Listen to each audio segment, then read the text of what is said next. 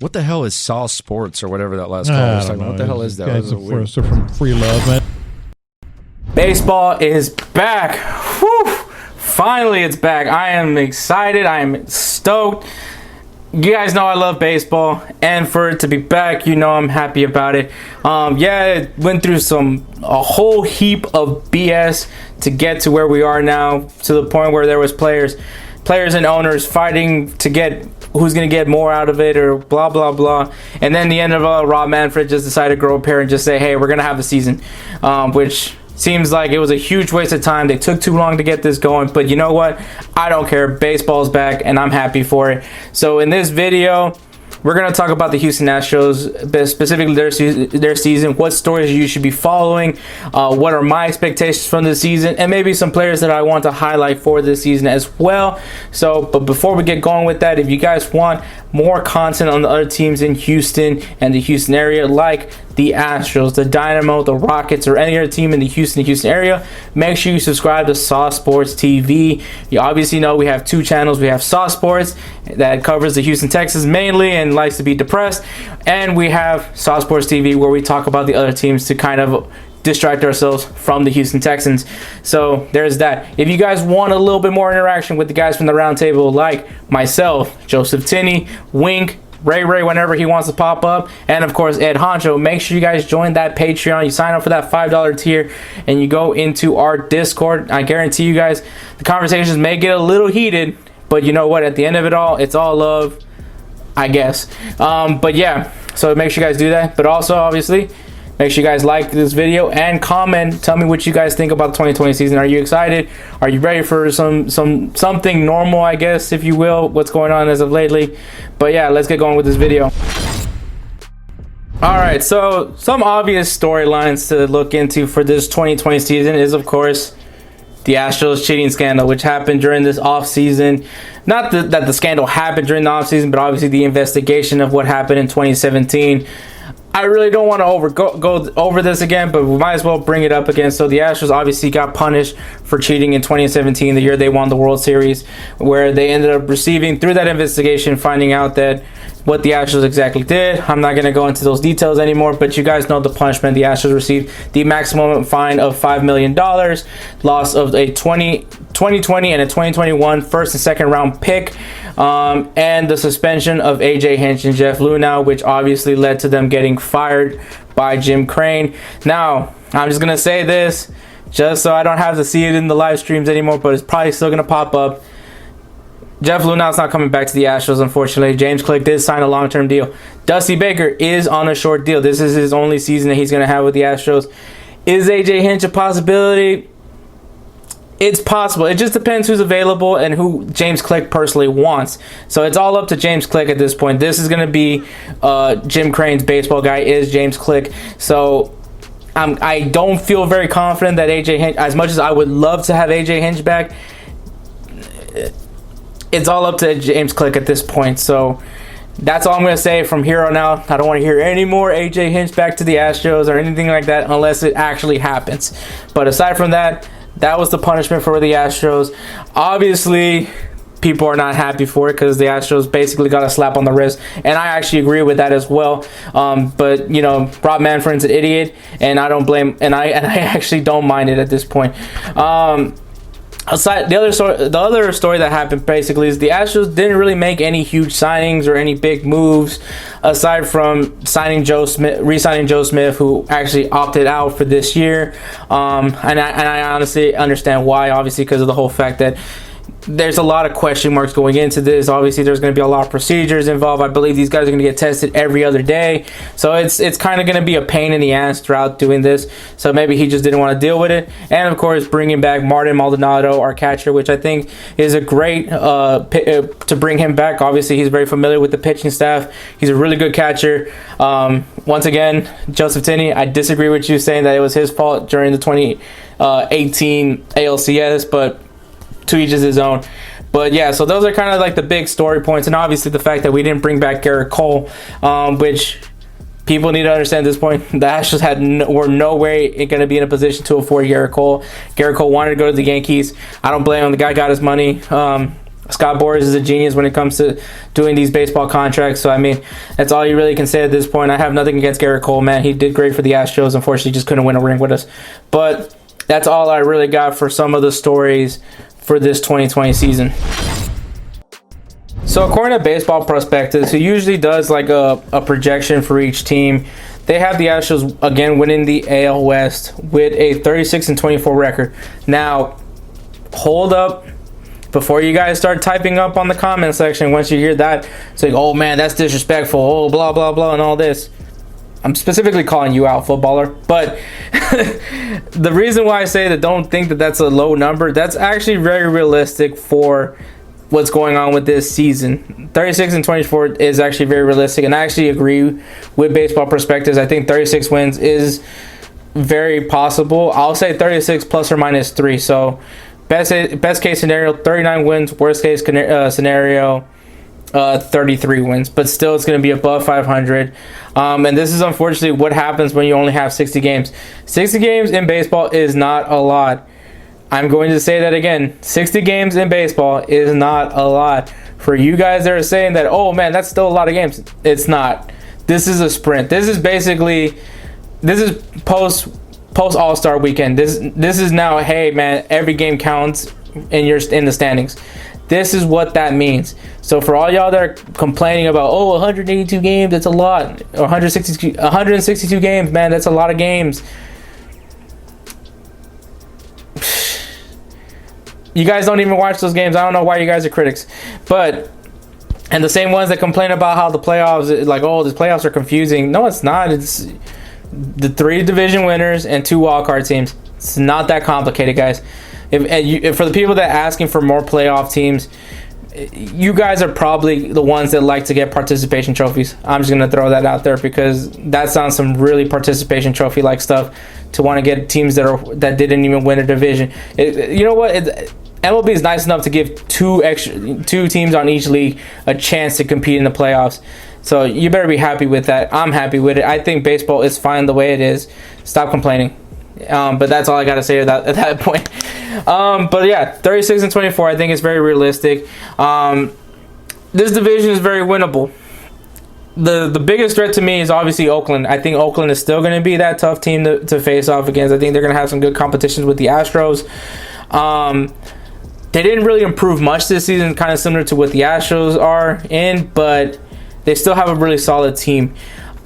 Now, the Anaheim Angels, yes, they look good batting lineup-wise, and yes, they got a great manager now, but their pitching is still very suspect to me. I think that they still are not necessarily there yet, but Anaheim could make an argument. And the Rangers, yes, they brought in Corey Kluber, but they also lost a lot of players as well, so I don't think that the Rangers are necessarily in the discussion to win this division. So that's my thoughts on them. So this division is still winnable, and the Astros also benefit from playing against the NL West because obviously San Francisco Giants isn't that good of a team, and now Buster Posey, their star catcher, opted out for the season. So that's another thing to consider for them. San Diego, yes, they look like they can be an interesting team to watch this season, but I don't think they're there yet. In a few years, I think next year I'd be more excited about the Padres, but right now they're still missing a few things. But I think this team is going to be something special down the road. The Colorado Rockies, man, I kind of want to see the Colorado Rockies in the playoffs, but I don't think they're there yet. Arizona looks like it'll be a competitive matchup with them. And the Dodgers. I'll throw one thing. I think the Diamondbacks will be a dark horse team. I think they could definitely make a push for the wild card. So it'll be interesting to see what the Diamondbacks do. And the Dodgers, of course, they're a strong favorite. They're the second favorites to win the World Series. Obviously, the Astros are the third favorites. So I mean, obviously the Astros and Dodgers both benefit from playing against these divisions this season because they're essentially weaker divisions. They can definitely capitalize on them if they do what they need to do. Now, there's players to highlight. and I'm gonna highlight two guys. I'm gonna highlight a pitcher, and I'm gonna highlight a player. I guess a player that bats. I guess, and the pitcher I'm gonna highlight is Lance McCullers Jr. I'm just gonna say this right now. Don't have high expectations on Forrest Whitley. If anything, if you're gonna set any expectations for him, set expectations for a 5th or 4th starter in a rotation. Don't give him that top 3, ace expectations. Give him that expectations. So roughly maybe like a 4.50 ERA, and maybe like I don't know, like a 4-2 record, and that's only obviously considering if he gets a quality start. But I think somewhere around there, if you can at least get the job done, get them at least keep the Astros competitive in some games, that's all I really want to see from Forrest Whitley. Lance McCullers Jr., on the other hand, we know what he can do. He is a great pitcher. Unfortunately, did have Tommy John surgery, but I think he benefited from getting an extended period to recover from the operation. Definitely got to work on his arm strength. I think he's going to be really good this year. But the pressure is going to be on him because essentially this is the guy that's going to, I guess, hold up for what we lost in Garrett Cole. He is going to be the second-day starter, so the rotation definitely kind of looks like it's going to be Justin Verlander, Lance McCullers Jr., Zach Greinke, and whoever they put in that 4th and 5th spot, maybe Jose Urquidy, maybe Forrest Whitley. Just depends what they decide to do with that 4th and 5th rotation. Maybe they decide to do more of bullpen days, kind of similar to what the Tampa Bay Rays did last year. Who knows? But yeah, Lance McCullers Jr. is going to be one that's going to be getting a lot of pressure, just knowing that he's basically going to be Garrett Cole's replacement. And then the other player I'm going to highlight is George Springer. Crazy as it sounds, this could be George Springer's last year as a Houston Astros player. And the reason why I say that, he's going into the final year of his contract from his rookie contract, which is crazy to think that. This is kind of one of those things I have a problem with baseball, man. This is one of the bigger issues that I have with baseball, and it's because of the fact that they have such control over a player. And, there's clearly players that are around George Springer's age that are probably in the middle of their large contracts, and George Springer hasn't even gotten a chance to get his own big contract. And unfortunately, he's probably not going to get a long-term deal. He'll probably get something with some money, maybe realistically probably something similar to what Josh Donaldson got from the Minnesota Twins.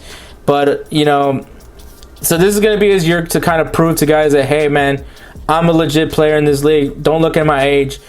You should definitely consider keeping either, the Astros trying to make an argument for the Astros to keep him, or another team. And the team that I'll specifically I'm thinking of is the Boston Red Sox, because that is the team that George Springer grew up watching, and he's a big fan. Obviously, he's from the New England area. So that's definitely going to be a team that might look at George Springer, but we don't know, especially with their money issues.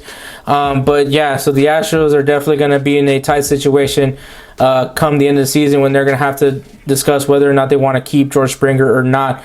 So my expectations is basically, I think winning the division is realistic. I think 36 wins is a very realistic number for them to get. And I think at the end of it all, these guys are going. At the end of it, they have to go out there and play, avoid the distractions. If they get beamed, they get beamed. But if anything, you're just going to put a runner on base. So if the Astros can at least show that they were a legit team in 2019, because a lot of the thing is that there was nothing that proved that the Astros cheated in 2019. And obviously the Astros had an amazing year last year. So if they're able to do that again, to kind of prove to everybody that, hey, 2019 wasn't a fluke. We were the best team in 2019, even though they didn't win a World Series title. But they were technically the best team in baseball. It's just the fact that, Washington Nationals got a World Series trophy, not the Astros. To prove that, hey, man, we were a team that won 107 games for a reason. And we're going to show you why. That's kind of like the statement that the Astros are going to have. They're going to have a chip on their shoulder. These guys are fed up with all that they've been getting, all that crap that they've been getting this whole time. They're probably now angry with the fact that we heard what happened with the Yankees, that letter, and nothing has been done. Man, I'm sure they're pissed off about that too. So the Astros are basically going to come in and just say fuck everybody going into the season, and hopefully with that mentality they can definitely make a strong push, win the division, and hopefully go back to the World Series and hopefully win one.